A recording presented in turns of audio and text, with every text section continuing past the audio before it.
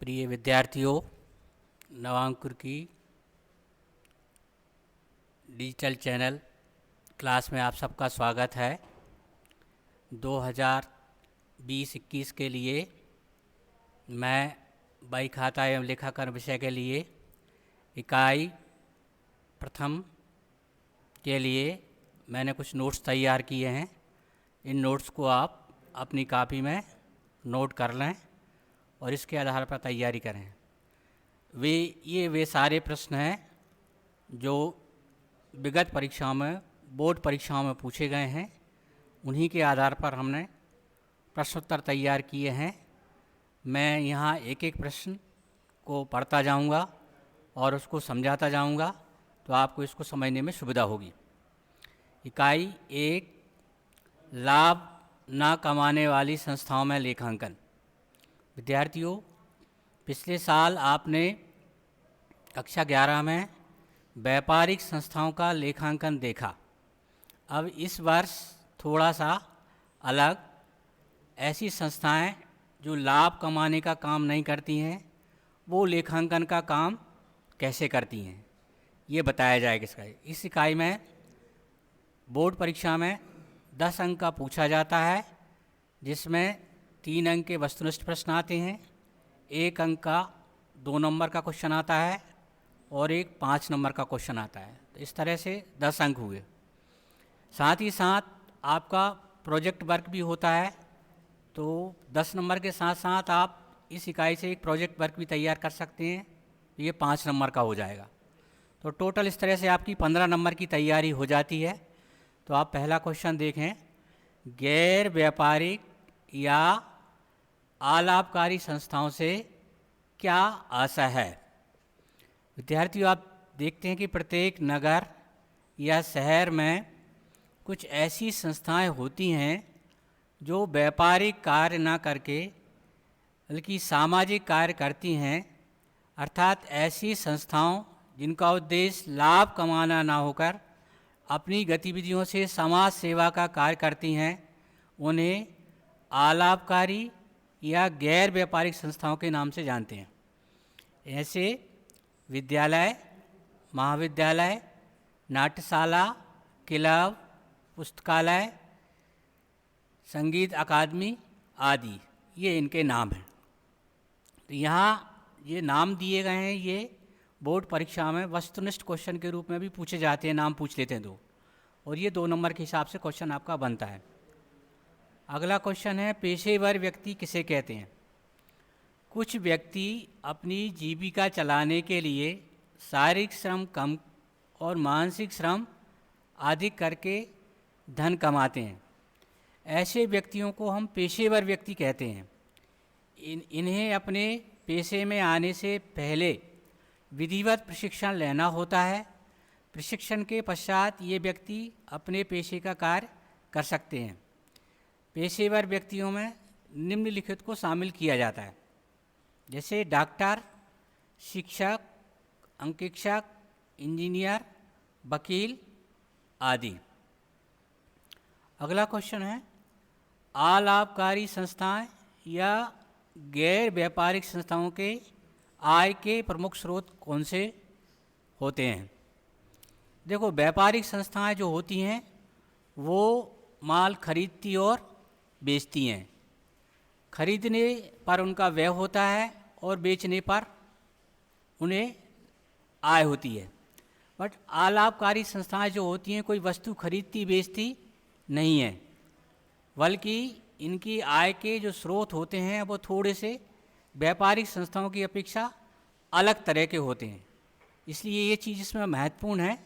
इसको मैं बताता हूँ धीरे धीरे कि इसमें इनके आय के स्रोत कौन कौन से होते हैं। व्यय के स्रोत तो ठीक वैसे ही होते हैं जैसे व्यापारिक संस्थाओं के होते हैं। जैसे व्यापारिक संस्थाओं में अपन वेतन देते हैं, तो यहाँ भी वेतन दिया जाता है। व्यापारिक संस्थाओं में अपन बिजली का बिल, टेलीफोन का बिल, भाड़ा आदि देते हैं। ऐसे भी यहाँ भी व्यय के होते। तो व्यय के व्यापारिक संस्थाओं और अलाभकारी संस्थाओं के साधनों में कोई अंतर विशेष नहीं है। कुछ 1-2 बिंदु आएंगे जो आपको प्रैक्टिकल करवाते समय बताया जाएगा, बट आय के स्रोत अलग होते हैं। ये देखिए आपको, अलाभकारी संस्थाएं या गैर व्यापारिक संस्थाओं के आय के प्रमुख स्रोतों के नाम इस प्रकार हैं। पहला है प्रवेश शुल्क, जिसको एंट्री फीस भी कहते हैं।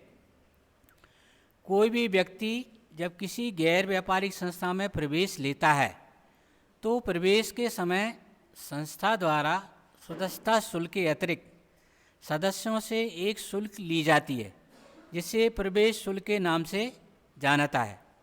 ये शुल्क केवल सदस्यों से एक बार प्रवेश के समय ही ली जाती है। गैर व्यापारिक संस्थाओं की आय का प्रमुख स्रोत माना जाता है।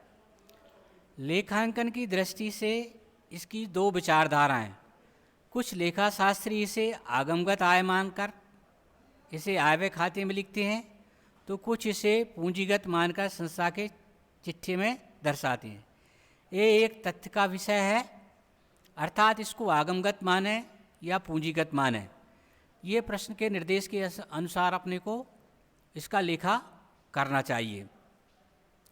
जिसको दूसरी तरह से ये भी कह सकते हैं बच्चों, जैसे आप विद्यालय में प्रवेश लेते हैं तो आपसे मासिक शुल्क के अतिरिक्त एक फ़ीस और ली जाती है, जिसको अपन प्रवेश शुल्क के नाम से जाते हैं। ठीक वैसे ही गैर व्यापारिक संस्थाओं में जब कोई व्यक्ति प्रवेश करता है तो उससे एक फ़ीस ली जाती है, उसको प्रवेश शुल्क के नाम से जाना जाता है। अब लेखा करने की दृष्टि से ये महत्वपूर्ण बिंदु होता है इसमें, यदि ये छोटी आय हो, इसकी राशि छोटी हो तो इसको आगमगत मान लेना चाहिए, और बड़ी राशि हो तो इसको पूंजीगत मान करके चिट्ठे के दायित्व पक्ष में इसको दर्शाना चाहिए। दूसरा बिंदु है सदस्यता शुल्क या चंदा, जिसको सब्सक्रिप्शन कहते हैं। बच्चों, आप जानते हैं कि जो संस्थाएं धार्मिक काम करती हैं या गैर व्यापारिक काम करती हैं, वो अपनी आय जुटाने के लिए लोगों से चंदा या दान प्राप्त करती हैं।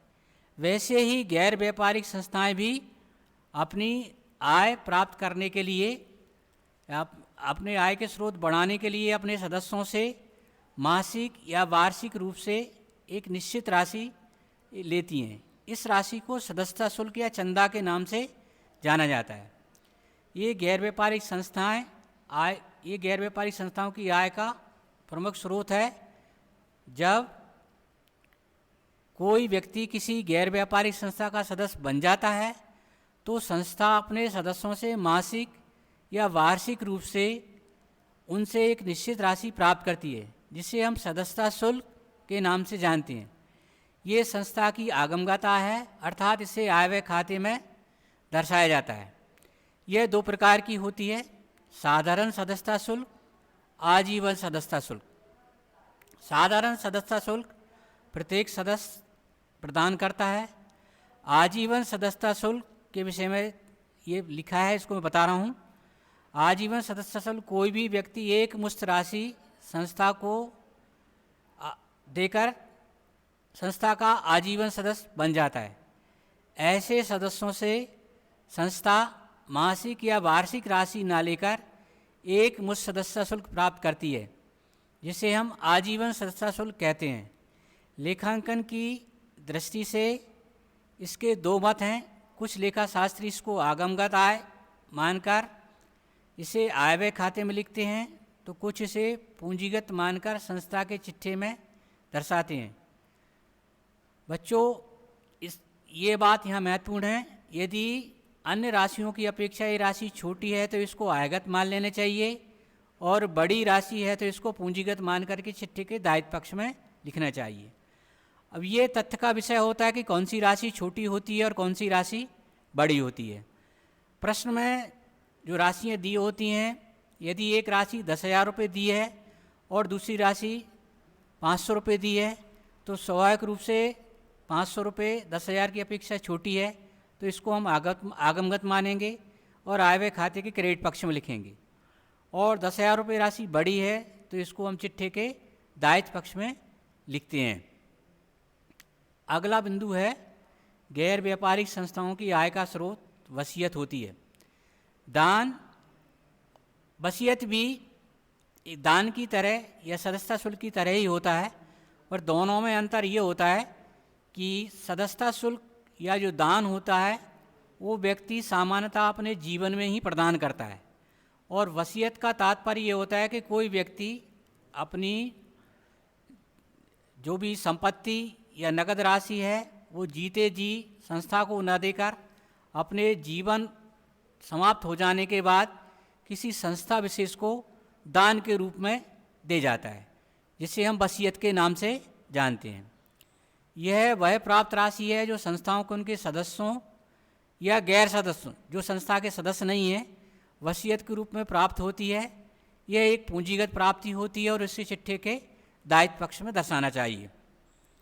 अगला बिंदु है दान। दान और सदस्यता शुल्क में थोड़ा सा अंतर होता है। सदस्यता शुल्क या सब्सक्रिप्शन संस्था के जो सदस्य होते हैं उनसे लिया जाता है। दान संस्था के सदस्य भी दे सकते हैं और जो सदस्य नहीं हैं अर्थात गैर सदस्य वो भी दान के रूप में राशि दे सकते हैं। तो संस्था के सदस्यों या गैर सदस्यों से भेंट के रूप में या उपहार के रूप में जो राशि प्राप्त होती है उसे दान कहा जाता है।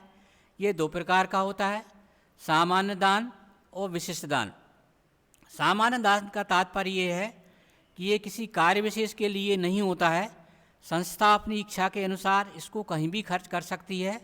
इसको आगमगत आय मान करके आय व्यय खाते के क्रेडिट पक्ष में लिखना चाहिए। विशिष्ट दान किसी विशेष कार्य के लिए दिया जाता है। जैसे किसी व्यक्ति विशेष ने कंप्यूटर खरीदने के लिए दान दिया तो ये विशिष्ट दान कहलाएगा। अब यह संस्था अपनी इच्छा के अनुसार इसको खर्च नहीं कर सकती है। इस दान से केवल संस्था कंप्यूटर ही खरीद सकती है। अर्थात लेखांकन करते समय हम ये देखेंगे कि दान की राशि जो है वो सामान्य श्रेणी की है या विशिष्ट श्रेणी की है। यदि वो सामान्य श्रेणी की है तो उसको सामान्य दान की तरह आय व्यय खाते के क्रेडिट पक्ष में लिखेंगे, और विशिष्ट दान है तो उसको चिट्ठे के दायित्व पक्ष में लिखना चाहिए। इसके अलावा भी संस्थाओं को कहीं अलग तरह से आय की प्राप्ति होती है। ये संस्था के स्वरूप पर निर्भर करता है, उसके प्रकृति पर निर्भर करता है कि उसको कहाँ से आय प्राप्त हो रही है। तो मोटे तौर पर गैर व्यापारिक संस्थाओं की आय के ये स्रोत होते हैं। इसके अलावा आप देखते हैं कि संस्थाओं को राजकीय सहायता अर्थात शासन की ओर से भी कभी कभी समय समय पर अनुदान प्राप्त होता है, वो भी इनकी आय का स्रोत होता है। संस्थाएं अपने पुराने सामान जो कार्य योग्य नहीं होता उसको बेच देते हैं। बेचने से जो राशि प्राप्त होती है ये भी उनका आय का एक स्रोत होता है। संस्थाएं अपने बचत के हिस्से को कहीं विनियोग कर देती हैं, अर्थात बैंक में जमा कर दिया, राष्ट्रीय बचत पत्र खरीद लिए, कोई कंपनी के अंश खरीद लिए, कोई कंपनी के शेयर खरीद लिए, तो उनसे मिलने वाली आय भी आय का स्रोत होता है। स्थिर दान आदि भी आय के स्रोत होते हैं। अगला प्रश्न है, प्राप्ति भुगतान खाता किसे कहते हैं? इसके बनाते समय किन बातों का ध्यान रखना चाहिए? बच्चों, आपने पिछले वर्ष देखा कि जो व्यापारिक संस्थाएं होती हैं वो अपने वर्ष का परिणाम जानने के लिए वित्तीय विवरण तैयार करती हैं। वित्तीय विवरण के अंतर्गत व्यापार खाता, लाभ हानि खाता और चिट्ठा तैयार किया जाता है। ऐसे ही गैर व्यापारिक संस्थाएं या अलाभकारी संस्थाएं वित्तीय वर्ष के अंत में ये जानना चाहती हैं कि उसकी वित्तीय स्थिति कैसी है। ये जानने के लिए ये एक खाता बनाती हैं जो प्राप्ति भुगतान खाते के नाम से जाना जाता है। ये कैसे होता है ये देखें। अलाभकारी संस्थाएं या गैर व्यापारिक संस्थाएं व पेशेवर व्यक्ति रोकड़ खाते की सहायता से साल के अंत में किन मदों से रोकड़ प्राप्त हुई और किन मदों में रोकड़ का भुगतान किया गया तथा साल के अंत में कितनी रोकड़ शेष है को जानने के लिए खाता तैयार करती हैं। उसे प्राप्ति भुगतान खाता कहते हैं। यह एक वास्तविक खाता होता है, या संक्षेप में ये कह सकते हैं कि एक तरह से रोकड़ बही का ये सारांश होता है। रोकड़ बही में हम दैनिक लेखा करते हैं, प्राप्ति भुगतान खाते में हम रोकड़ बही में लिखे हुए सभी प्राप्ति और भुगतान के खातों को सारांश रूप में दिखाते हैं। प्राप्ति भुगतान खाता बनाते समय हम किन बातों का ध्यान रखना चाहिए, ये देखें। सबसे पहले जिस संस्था का हमें प्राप्ति भुगतान खाता बना रहे हैं उसका ऊपर नाम लिखना चाहिए। जैसे रोटरी क्लब गंजवासदा का हम प्राप्ति भुगतान खाता बना रहे हैं तो सबसे पहले रोटरी क्लब गंजवासदा, या हम अपने विद्यालय का प्राप्ति भुगतान खाता बना रहे हैं तो नवांकुर स्तर माध्यमिक विद्यालय गंजवासदा लिखेंगे। इसके बाद खाते के जैसे आप जानते हैं दो पक्ष होते हैं, एक नामे पक्ष होता है, एक जमा पक्ष होता है। तो इस खाते के नामे पक्ष अर्थात डेबिट साइड जिसको भुगतान प्राप्ति भुगतान लिखना चाहिए। जिस अवधि के लिए प्राप्ति भुगतान खाता बनाया जा रहा है उस अवधि का उल्लेख करना चाहिए। जैसे हम 31 दिसंबर 2019 के लिए खाता बना रहे हैं तो अवधि लिखी जाएगी 31 दिसंबर 2019 को समाप्त होने वाले वर्ष के लिए। प्राप्ति भुगतान खाते की शुरुआत प्रारंभिक रोकड़ शेष से करते हुए समस्त प्राप्तियों को प्राप्ति पक्ष में अर्थात जमा पक्ष में लिखना चाहिए। अर्थात जब हम प्राप्ति भुगतान खाता बनाएंगे तो जैसे हम 31 दिसंबर 2019 को समाप्त होने के वाले वर्ष के लिए प्राप्ति भुगतान खाता बना रहे हैं, अर्थात 1 जनवरी 19 को हमारे पास रोकड़ शेष कितनी थी, सबसे पहले वो हम इसके डेबिट पक्ष में लिखेंगे। बाकी जितनी भी प्राप्तियां हो रही हैं वो इसके जमा पक्ष में लिखना चाहिए। समस्त भुगतानों को डेबिट पक्ष में लिखा जाएगा। शेष अगला बिंदु आगे के शेष क्वेश्चन के लिए अगले वीडियो में देखेंगे।